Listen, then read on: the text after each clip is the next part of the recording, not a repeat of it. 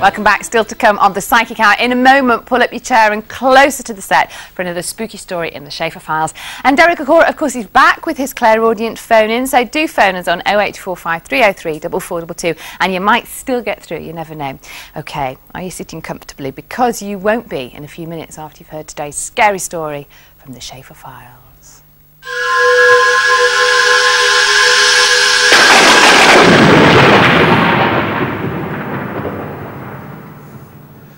This week I want to tell you what is indeed a rather frightening story. It concerns an old summer house and the mysterious events surrounding it.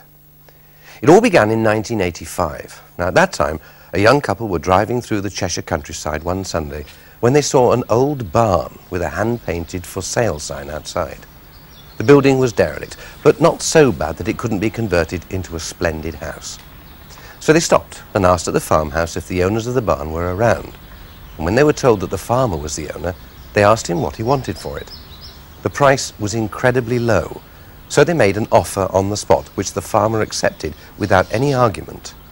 He even offered them an old summer house, which was in pieces in his yard. All it needed was to be erected again. The next morning, the couple went to their solicitor and put in train the process of buying the barn. Within 4 months of making the offer, they had full planning permission to start the conversion. There was only one condition in the planning consent. Included in the acre of land which came with the barn was a large, very old oak tree, which had a preservation order on it. And this meant that it couldn't be cut down or in any way substantially changed from its present shape. The couple didn't mind this, as it would make a lovely feature in what would eventually be the garden. By the middle of 1987, the conversion was completed, and the garden was laid out and growing nicely. It was some weeks after that they'd moved in and their troubles started. One night, the couple were walking around their garden at dusk. It was late evening, and the evening was warm and pleasant. They went to their summer house, the one that they'd been given by the farmer, and sat down on the veranda outside. Nearby was the old oak tree. As they sat surveying their property, they suddenly heard what sounded like a cackling laugh. It startled them because it seemed so loud in the still of the evening, but they thought that it was probably a fox or something coming out for its nightly search for food. And then they heard the noise again, only this time it seemed to be coming from the region of the oak tree. Well, the husband got up and went to investigate, but he saw nothing. Then there was silence, and after a few minutes they went inside. That night, their previously undisturbed sleep was destroyed forever. At around 2:30, the woman was woken from a deep sleep by the cackling sound again. She sat bolt upright and looked around her, but she saw nothing.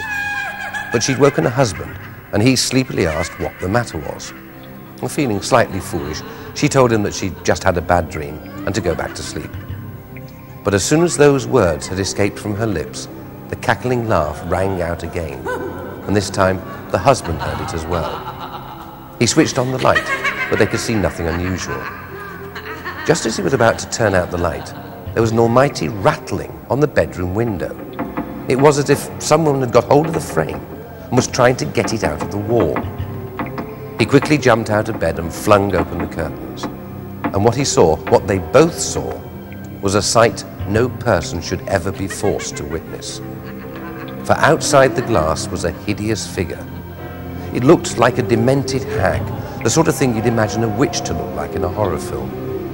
It had long, steely hair flowing over thin, bony shoulders. The face was lined beyond belief, and the teeth were rotting, blackened stumps. The hands were trying to scratch the glass with long, dirty talons, and the mouth was opened in a filthy grin from which emanated the awful, cackling, laughing sound. The couple staggered back from the window in horror and watched as the figure seemed to sway away from the glass and hover a few feet away. Steeling himself, the man approached the window.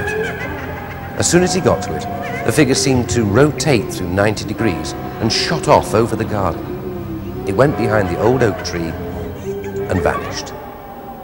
All was suddenly silent. Well, sleep was forgotten for the rest of the night, and when dawn came, they were grateful for the comfort of morning sunlight. Over the next 7 weeks, they saw and heard this horrible apparition several times. Now, obviously, this state of affairs couldn't last, So they decided to seek help, even though they might be thought of as mad or deranged. Now, there happened to live in the local village an old lady who had the reputation of being a psychic medium. So they went to her and asked her for advice and help. Much to the couple's gratitude, the woman agreed to help them without even suggesting that it might be their imagination.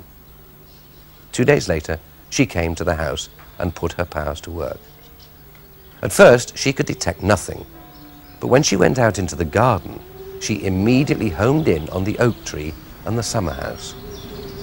As she stood by the tree, she began to shake. She visibly turned white. The couple asked her if she was all right, and the reply they got was not what they expected. For the medium suddenly turned on them and began to curse them in a language so foul it would make a sailor blush. Her voice was harsh and guttural. She told them that they had disturbed her, and for that they would be tormented for the rest of their lives. She said that they had brought together the two things which she hated most in her life, the tree and the gazebo, as she called it. And then, just as suddenly, the medium stopped shaking and returned to her normal self. But she had a full memory of what she had experienced, and she told the couple that they must cut down the tree and destroy the summer house. They told her that they were not allowed to cut down the tree, as it had been a preservation order on it, but if she could explain why, they would destroy the summer house. And this is where the story unfolded.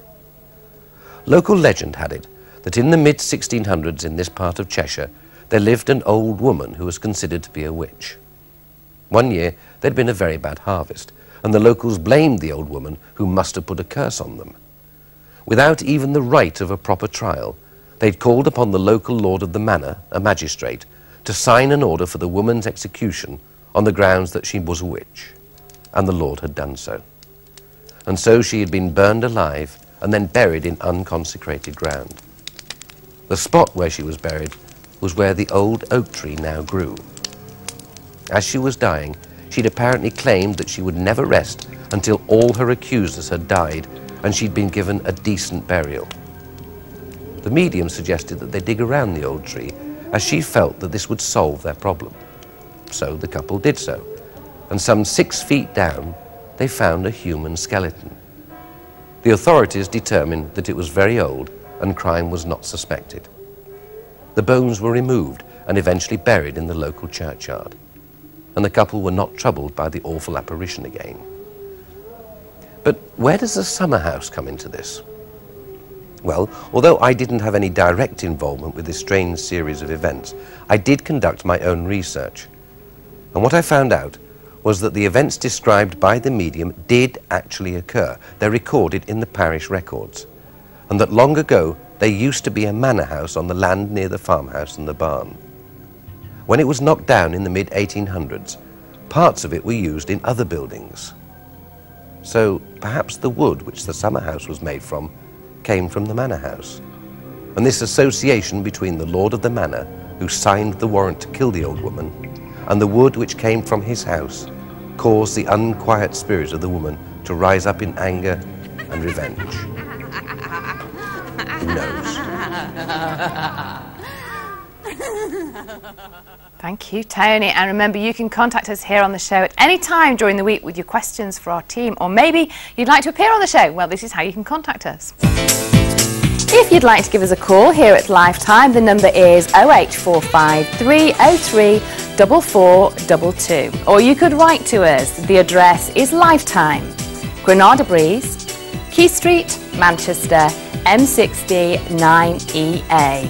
Or if you have a fax machine, you can fax us on 0161 827 2103. Or if you're online, you can email us at lifetime@gbreeze.co.uk. It's time for a short break now, but stay with us as Derek's back in just a few minutes' time. We'll see you then.